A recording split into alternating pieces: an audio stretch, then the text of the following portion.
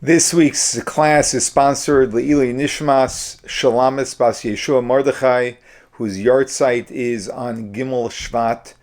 Her neshama should have an aliyah, and all of the learning from this class should stand in good merit for her.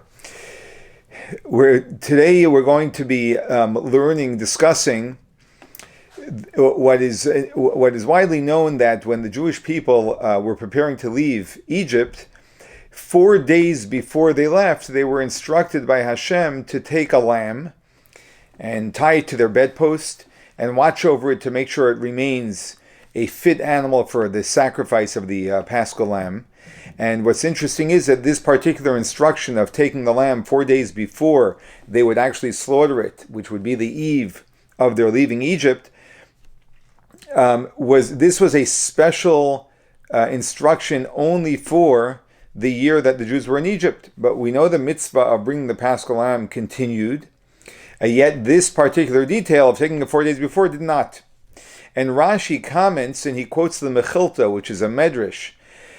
And when he quotes the Mechilta, he also quotes the name of the person who makes this, who gives over this teaching in the Mechilta, which was Rabbi Masya ben Charash. And as you may remember from previous classes, that the Rebbe always emphasizes, as he does in this talk as well, that when Rashi makes a point of mentioning a name, it's because the actual name of the person enhances or adds to the understanding or the explanation Rashi is giving. So Rabbi Masya ben Charash, Rabbi Masya the son of Charash, says that the Jewish people, they were naked from mitzvahs. They lacked mitzvahs. And so therefore, Hashem gave them two mitzvahs, Dam Pesach, which means the blood of the Paschal lamb, that's the slaughtering of the Paschal lamb, and Dam Milah, the blood of circumcision, that the Jews circumcise themselves. And in this way, Rashi addresses the question, why did Hashem instruct them to take the lamb 4 days before they needed it? They could have taken it the day of. Why was it important to take it 4 days before? So Rashi quotes the Mechilta that asks this question. And the Mechilta answers by saying that Rabbi Masya ben Charash says it was because the Jews were bare of mitzvahs, they didn't have mitzvahs, and therefore they needed merit for Hashem to take them out of Egypt, because they were ready to be taken out according to the promise he gave to Avram hundreds of years earlier, but they needed merit, so Hashem gave them two mitzvahs, so they should have merit. And the Mechilta, I'm just going to add now, also includes, which Rashi brings without quoting, another explanation. This other explanation was from a Rabbi Eliezer HaKapar. Rabbi Eliezer HaKapar gives another explanation. He says the Jewish people did have mitzvahs, and he names 4 mitzvahs that the Jewish people had. So they already had mitzvahs. He said, but they were shtufim ba'avodah zarah. They were steeped in idolatry. So in order to uproot them from idolatry, Hashem told them to take a lamb for 4 days, and then to slaughter the lamb, and this would take them away from idolatry. Now Rashi quotes that as well, and one of the questions that the Rebbe asks is that Rashi does not quote Rabbi Eliezer HaKapar. He mentions the whole explanation of Rabbi Masya ben Charash, which we're going to discuss is a difficult explanation to understand. And then he flows right in as if Rabbi Masya ben Charash is continuing to speak. Although he isn't, it's someone else who's giving the second explanation. Rashi doesn't differentiate that the Jews were also steeped in idolatry, and therefore Hashem told them to take the lamb. So amongst the questions is why Rashi doesn't differentiate between the two explanations being given by two separate people. And also, how does Rabbi Masya ben Charash's explanation answer the question? The question is, why did they have to take the lamb 4 days before they needed it? So Rabbi Masya ben Charash says because they were bare of mitzvahs, Hashem wanted to give them mitzvahs. I mean, you can give them mitzvahs, they still need to take the lamb. They can take the lamb the day of and still fulfill the mitzvah. And also, when Rabbi Masya ben Charash says that Hashem gave them two mitzvahs, which two mitzvahs does he say? He mentions that he gave them the mitzvah of Dam Pesach, the blood of the Paschal lamb. What's the blood of the Paschal lamb? That's the mitzvah of slaughtering the lamb and putting the blood on the doorpost, which has nothing to do with 4 days before. It has to do with the day of, the eve before they left Mitzrayim. And why does Rabbi Masya if Ramasi ben Charish was coming to answer the question of why the Jewish people were told to take the lamb 4 days before they leave Egypt, why does he also mention dam milah, the blood of circumcision? What does that have to do with taking the lamb 4 days earlier? So these are a number of questions that the Rabbi asks, and the Rabbi mentions an answer that some commentators give, which he's very displeased with. He's dissatisfied with, I should say. That some say that the reason why Ramasi ben Charish also mentions blood of circumcision is because they circumcised themselves 4 days before going out of Mitzrayim, because we know from Avram Avinu that when after his bris, we know the most painful day after a circumcision is the third day. So Hashem, they circumcised themselves 4 days before leaving Egypt, so that it would already be the fourth day that they'd be leaving Egypt. They wouldn't be in the severe pain. They'd already be in an advanced state of recovery. And that's why they took the lamb at the same time that they circumcised themselves.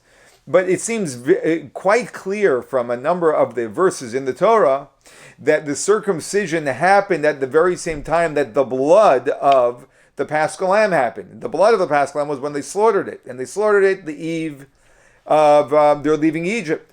So it seems quite clear that the circumcision also was not 4 days before, but it was the eve of. So that's a difficult explanation to accept. So the Rebbe breaks this down and explains that really the answer to the question, Rashi's answer to the question of why it was that Hashem told the Jewish people to take the lamb 4 days before they're leaving Egypt, is really at the very end of Rashi, which is the quote from where he doesn't mention the name, but it's the quote from Rabbi Elazar HaKapar. When you go to the Mechilta, you see this is what Rabbi Elazar HaKapar is saying, and that is that the Jewish people were shtufim ba'avodah zarah. They were steeped in idolatry, and because they were steeped in idolatry, Hashem wanted them to first remove themselves from idolatry. And therefore, he told them to take a lamb. And by taking the lamb and slaughtering it, that would remove them from idolatry, as we'll see in just a moment, and you may already know. But that was actually removing them from idolatry. And actually, let me introduce this here, because the god of the Egyptians were lambs. And therefore, by slaughtering the lamb, they were actually making a very bold statement that we have nothing to do with idolatry. We no longer worship the things that the Egyptians worship, and we only worship Hashem. And that's really the answer. So why then does Rashi first introduce Reb Masya ben Charish's teaching that the Jewish people were bare of mitzvahs, and therefore they needed mitzvahs? So Hashem gave them 2 mitzvahs of Dam Milah, of Dam Pesach and Dam Milah, of the blood of the Pesach offering and the blood of circumcision. So the Rebbe explains because Rashi feels that even this explanation to why they had to take the lamb 4 days earlier, which we have not yet fully explained, which we will in a few moments, was because they were steeped in idolatry, and that's the real answer. But this itself needs an introduction, because we know that the primary purpose of the Paschal lamb, of the Pesach offering, is in its name. What does Pesach mean? Pesach means to skip over, to jump over. The Hashem jumped or skipped over the homes of the Jewish people when he was killing the firstborns. That's why we call it Pesach. And that was the idea of the Pesach offering. Why was that the idea of the Pesach offering? So the whole idea of the Pesach offering was that you slaughter the animal and you put the blood on your doorposts. And when Hashem saw blood on doorposts, he skipped over those homes. So how is skipping over the homes associated with idolatry? And so therefore Rashi says to connect the importance of removing themselves from idolatry with Hashem skipping over their homes. So Rashi quotes Rabbi Yossi ben Charish that they were bare of mitzvahs, and therefore to remove this this lack of merit that they had because they didn't have mitzvahs, Hashem involved them in mitzvahs so that they will be redeemed.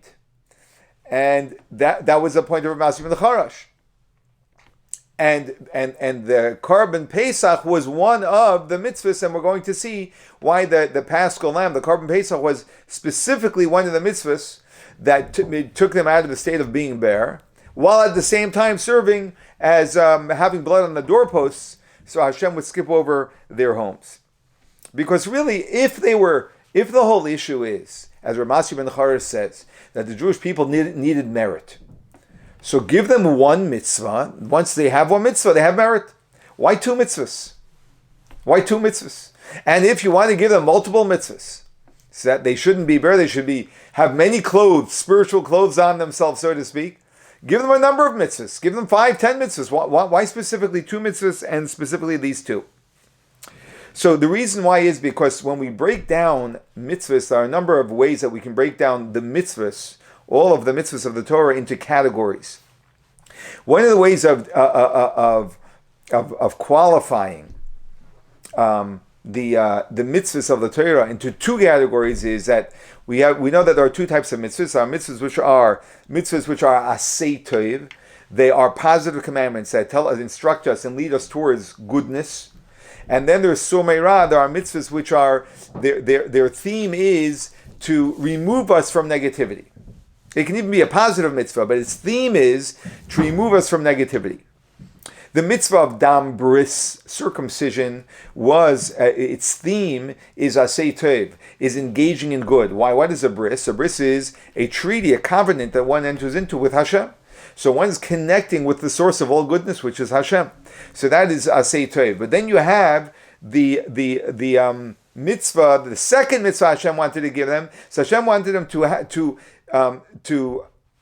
to be engaged and have merit in both directions, both in the fact that they are removing themselves from negativity, and also that they are stepping towards positivity, towards goodness. So the stepping away from negativity was expressed through the Dam Pesach, through the blood of the Paschal Lamb. And that was to remove all of the evil that they absorbed when they were in Mitzrayim.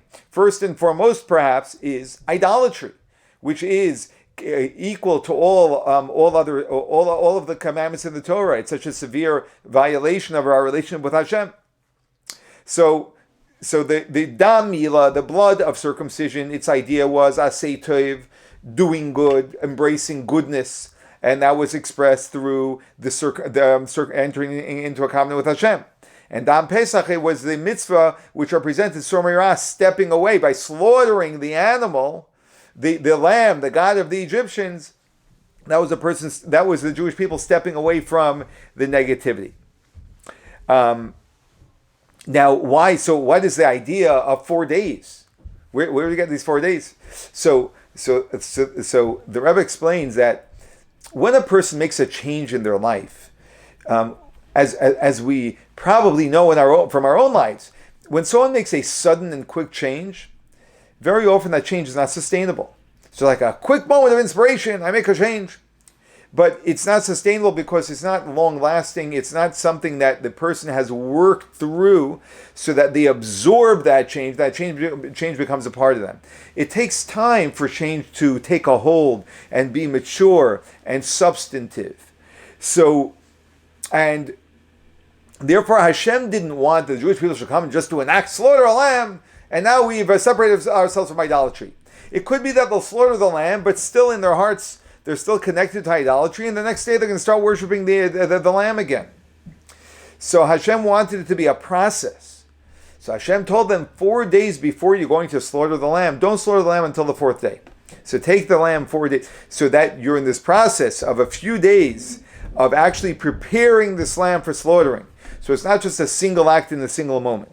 And Rashi doesn't feel the need to elaborate on this, which the Rebbe is doing for us. Why not? Because Rashi already explained to us earlier, and as we already know, Rashi never repeats an idea that he's already taught us. Rashi has already taught us, or actually, not that Rashi has taught us, but the Torah has already taught us. We know from an earlier story in the Torah that a 4-day process is a day that the Torah acknowledges as a person being in a state of stability in connection with what they're doing when they do something over a period of 4 days. Where do we see this? We see this by Avraham Avinu, Abraham, our forefather, with his big test of the Akedah, of the binding of Isaac. Because the Torah tells us that why was it that Avram is commanded by Hashem that he should bring up his son Yitzchak as a sacrifice? What does the Torah say? Vayashkim Avram b'boker. Avram gets up early in the morning, which means what? That Hashem told him the commandment the day before. He goes to sleep at night. He wakes up early in the morning, and he immediately goes on this mission. He starts traveling, and then it says, "B'yom hashlishi," on the third day, Hashem shows him which mountain. Hashem didn't even tell him. He said, "Just go to the place which I will show you." And then Hashem shows him the mountain in the third day. So why is it that Hashem didn't tell him which mountain to go to right away? Because Hashem wanted it to be clear to anyone who's going to stand in judgment of Avram that, they'll say that, it's very easy to say that he was in such a state of shock that he just went and did it without realizing what he was doing because he was in a state of shock. So Hashem says, no. For 3 days he traveled. I didn't even tell him exactly where to go yet. He didn't have his instructions complete yet. He had 3 days to think about this. It was on his mind for 3 days. And after 3 days, on the fourth day, because if he was commanded the day before he left, then on the third day that Hashem shows him the mountain, that's already the fourth day from when he was commanded. That's when Hashem shows him the mountain where he should go. So he's already in a he has calmly absorbed the reality of the commandment that Hashem has given him. And that's the reason why Hashem gave him this amount of time, so that people shouldn't say he was confused or he was in a state of shock. So from there we know that over a 4-day period, someone has already absorbed what it is that they're engaged with. And likewise here, Hashem says, take the lamb 4 days before. Because if you take it 4 days before, then I know that you have in fact, in a more mature and thorough manner, eradicated from within yourselves an association with idolatry. And the reason why Rashi mentions Rabbi Masya ben Harash's name specifically is because this conduct of a person removing themselves from a foreign environment or a foreign state of mind which is foreign to a Jew is a mission that Rabbi Masya ben Harash lived every single day of his life. How so? Because Rabbi Masya ben Harash was a contemporary of Rabbi Akiva. Rabbi Akiva lived in Israel, in Eretz Yisrael, and he had a yeshiva there. And there were many yeshivas in those days. Rabbi Masya ben Harash, he opened up a yeshiva. Some say it was the largest yeshiva during that era. And where was his yeshiva located? In Rome, the enemy of the Jewish people. The representation of exile. We are still in the exile in the Roman exile, 2,000 years later. So this was the seat of exile, and he opened up his yeshiva there. Why in Rome? Why not in Eretz Yisrael, in the Holy Land of Israel, like Rabbi Akiva? Because he would teach his students every single day that it is our mission to help someone who's in an environment of Rome, whether it's a geographical environment of Rome or it's a spiritual environment of Rome. That they're not associated with Yiddishkeit, with Judaism, to make them to bring them into a yeshiva. That even though the person is geographically in this place called Rome, he spends his time in yeshiva in the environment of divine wisdom. That if someone is spiritually in the state of Rome, he's in a very foreign environment which is foreign to Judaism, that he enters into the wisdom of Hashem. And this requires effort, this requires commitment. Like the 4 days that the Jewish people demonstrated, and also their engagement in mitzvahs, in these two mitzvahs, in order to demonstrate that they are stepping into a divine reality. And now the fact that we as well are still in the Roman exile, and we're at the very end stages of the Roman exile. And as the Rebbe repeated numerous times, kol hakitzin, all of the deadlines for when the exile should have ended, the Mashiach should have come, already passed. So therefore, the reason why we're in exile is not because of the need for us to be in exile, but there's something in addition that we have, Hashem's giving us the opportunity to accomplish. And what is that? That Hashem wants us to ensure that every single Jew is not bare and naked of mitzvahs, but every Jew has at least one or two mitzvahs that when Mashiach comes, they'll be able to greet Mashiach spiritually clothed with mitzvahs. Because we know that when Hashem took the Jewish people out of Mitzrayim, two things. Number one is Hashem took them out b'rechush gadol, in great wealth. Great wealth doesn't only mean physical wealth, but great wealth also means spiritual wealth. That means that they had mitzvahs, they had spiritual assets. But we also know that when the Jews left Egypt, not all of the Jews left Egypt. And in contrast to when Mashiach comes, that every single Jew that's living now is going to go to Israel and be redeemed. And so therefore we want to make sure that every single Jew is taken out of Rome, so to speak, an environment of Rome, and enter into an environment of God.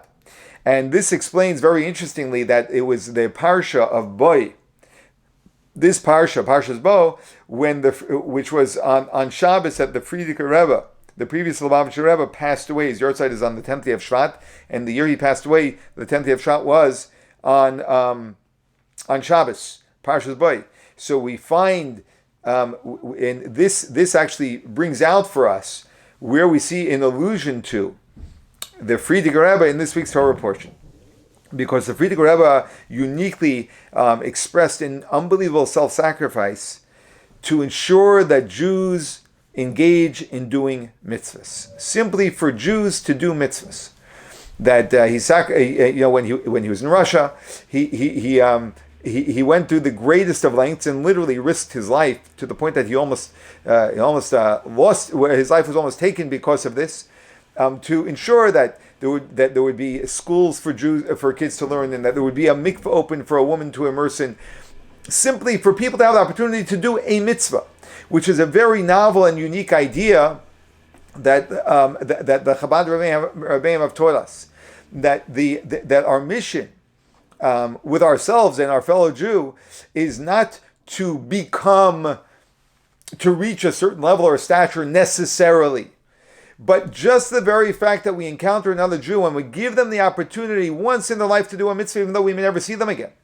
That itself is a great achievement, as we see the Torah teaches us that now this Jew will not be naked because they are carrying with them a mitzvah. So they are not spiritually bare. And the Frierdiker Rebbe once translated a pasuk, a verse from the prophet Yeshayahu Nabi, where it says, Kisira orim v'chisisai, if you see someone who is naked, you shall clothe him. And do not abandon your own flesh. That means you're a fellow Jew. And the Frierdiker Rebbe said, when you encounter a Jew who's bare from the mitzvah, from tzitzis, and he's bare from tefillin, he's lacking in these mitzvahs, you should clothe him. You should love him so much that you should give him the opportunity to do these mitzvahs. Because this is what consumed the Frierdiker Rebbe, that there shouldn't be a single Jew who should be naked when Mashiach comes. And we know that every Jew is going to be redeemed in this coming exile. May we merit, as the Rebbe concludes this talk, that those who are buried should be resurrected and come back to join us with the coming of Mashiach, who is going to usher in the era of the resurrection of the dead.